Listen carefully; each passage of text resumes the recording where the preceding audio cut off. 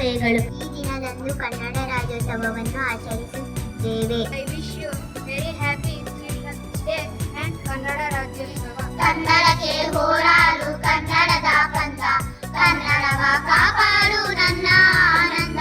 ಕಲ್ಲಿನಲಿ ಕನ್ನಡ ನುಡಿ, ಕನ್ನಡ ನುಡಿ.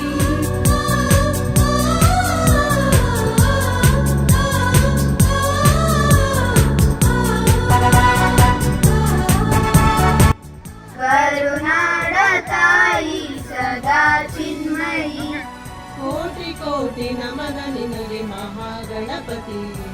Children's Day is the birth anniversary of first Prime Minister Pandit Jawaharlal Nehru. Pandit Nehru loved children very much and he founded called Chacha Nehru. ಮಕ್ಕಳು ಒಂದೇ bus ಒಂದೇ address, ನಗದು ಒಂದೇ address.